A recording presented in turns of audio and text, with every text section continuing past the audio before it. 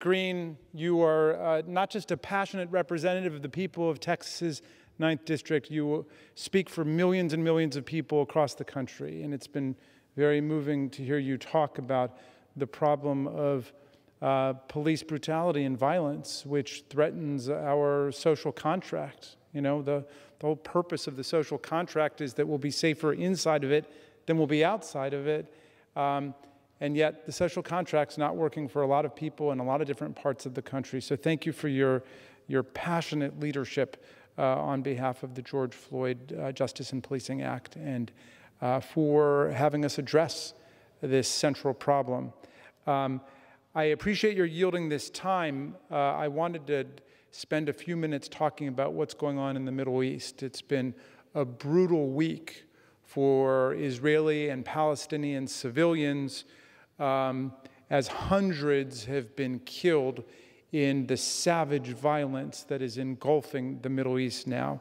And this week I had the opportunity to meet on Zoom with young Palestinians and Israelis who are part of a group called New Story Leadership, which is a peace-building group that since 2009 has brought Israeli and Palestinian interns to come work on Capitol Hill. And I've had these interns work for me for, I think, 5 or 6 years, really ever since I arrived in the House of Representatives.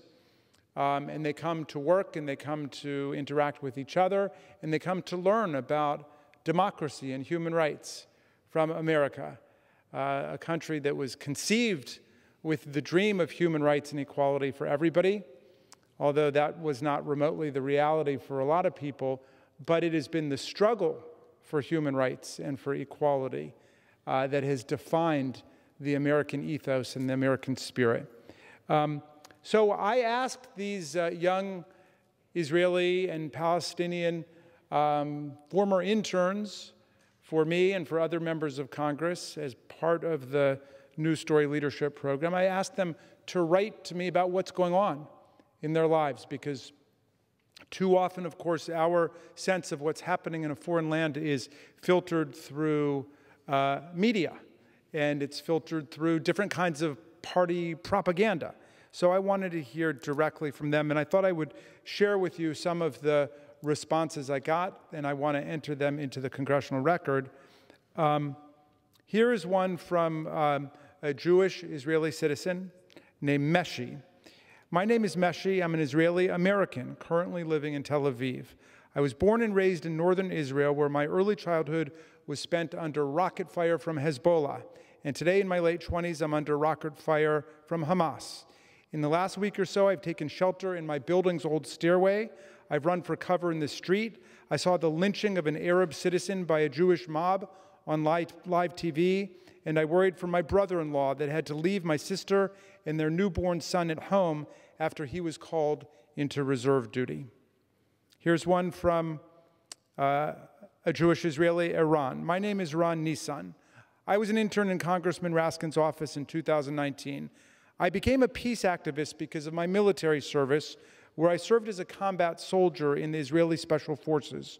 For 4 years, I was sent to countless missions to all of Israel's borders, Lebanon, Syria, but mainly the West Bank and the Gaza Strip.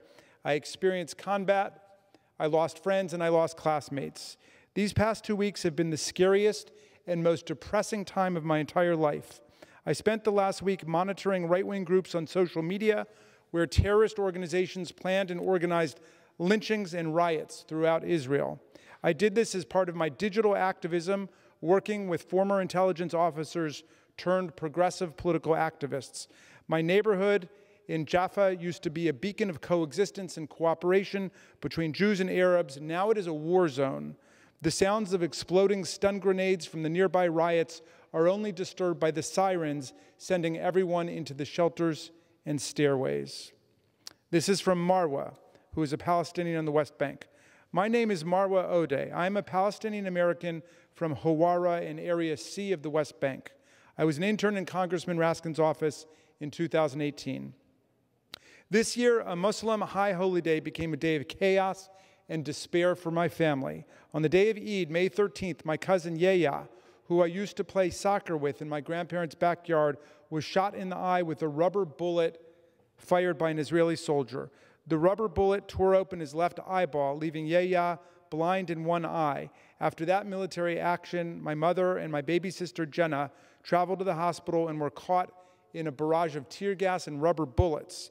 Jenna, who was just 5 years old, explained to me the horror and fear that she went through. Quote, "I was choking and my eyes were burning. We were just going to see Yahya. We did nothing," she told me in a FaceTime call that night. Here's one from Lujain, a Palestinian who lives in East Jerusalem. My name is Lujain, and I'm a Palestinian living in East Jerusalem in a small village called Bet Hanina, which is surrounded by settlements.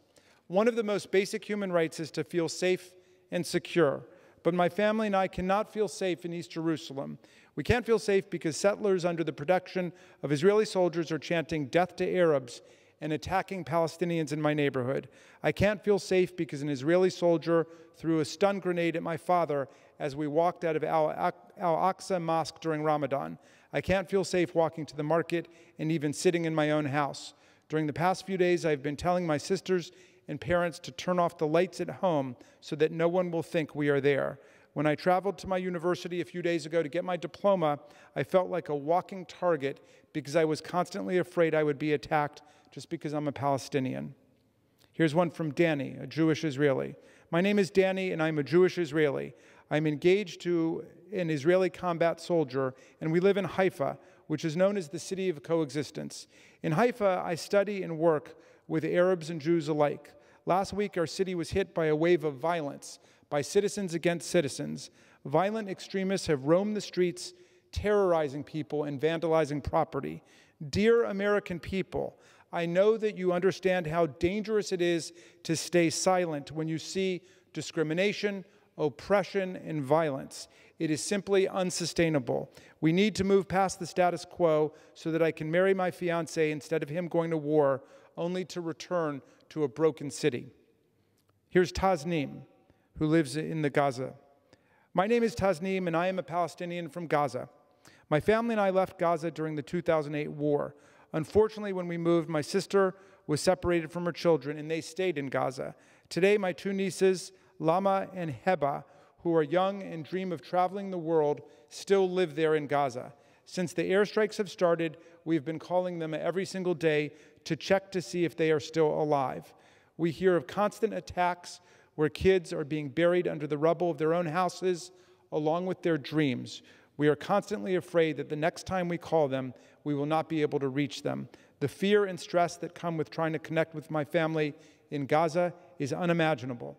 Mr. Speaker, forgive me, how much time do I have remaining?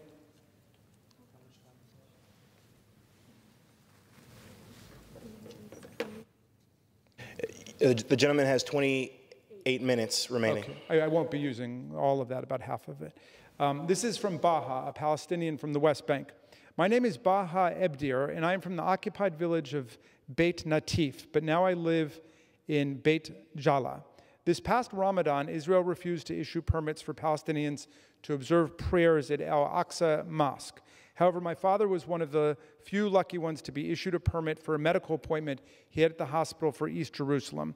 It was not the medical appointment itself that got my father all excited and happy, but the fact that he could use it to observe the holiest night of Ramadan, Laylat al-Qadr, the night of decree, at Al-Aqsa Mosque, where our destiny is determined by God for the whole year. Before he left, my father told us, after all, I have a permit. What could happen? Actually, a lot happened in the 2 days my father spent at Al-Aqsa. As the evening went by, an army of Israeli soldiers began to increase in number. As soon as the imam uttered Allah Akbar, God is the greatest, to start off the holiest night prayer, Israeli soldiers threw gas canisters at worshipers. As a result of the excessive amount of gas my father inhaled, his severe coughing continues until this day, and his eyes are as red as blood. Usually my father never shares his fears with me, but this time he opened up and I listened with awe. With every cough, my father vividly remembers Al-Aqsa Mosque as a war zone where Israeli soldiers shot rubber bullets and threw gas canisters at Palestinians. Hundreds were injured and many of the elderly lost their lives on the holiest night. Here's one from Doron, a Jewish Israeli citizen. My name is Doron, and I'm an Israeli who has lived in Jerusalem for the last decade. Since 2009, I've participated in peaceful protests in the neighborhood of Sheikh Jarrah every week.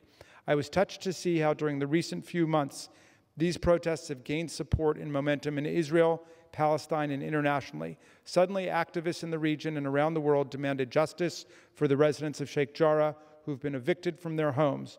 Unfortunately, everything was disrupted by the recent escalation, which was orchestrated to undermine the local movement in Jerusalem before it was able to achieve any gains. Jerusalem is the home of Israelis and Palestinians, and it should be equal and free and safe for all of its inhabitants.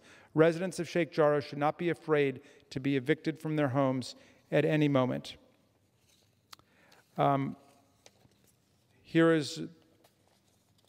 Here's one from Diala, a Palestinian citizen of Israel. My name is Diala, and I am a Palestinian citizen of Israel from Nazareth. During the last few weeks, I have protested alongside many Palestinian women against evictions in the neighborhood of Sheikh Jarrah in Jerusalem.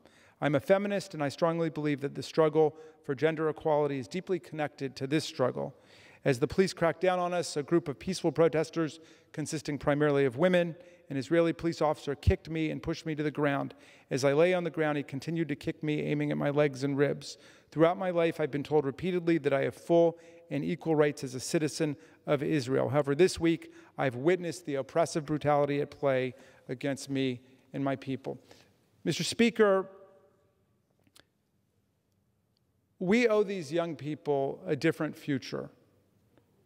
In Israel and in the West Bank and in Gaza, we owe them a future of peace and justice and prosperity, where rockets are not raining down on the people of Israel or the people in the West Bank or the people in Gaza. We owe them a future where every young person can cultivate his or her own creative talents and dreams for the future. We owe them a future of mutual security for all sides and human rights for all people. Everyone knows that the first casualty of war is the truth. And we want to make sure that the stories that people are living on the ground are not consumed in any kind of party propaganda. I urge my colleagues to listen to the voices of young Israelis and young Palestinians suffering through this brutal cycle of violence and ethnic conflict and systemic injustice. We owe it to them to call openly and loudly on Prime Minister Netanyahu and on Hamas to accept an immediate ceasefire and an end to all violence against civilians. This is the precondition for moving forward to real peace and respect for the human rights of all. I applaud President Biden and his administration's commitment to ending this violence, and I hope that America will again, with the new administration, be able to resume a forward-looking and constructive role in addressing all of the problems that beset the people in Israel and the West Bank and the Gaza Strip. And with that, I thank my friend from Texas for yielding this time, and I will yield back to you the remainder of the time.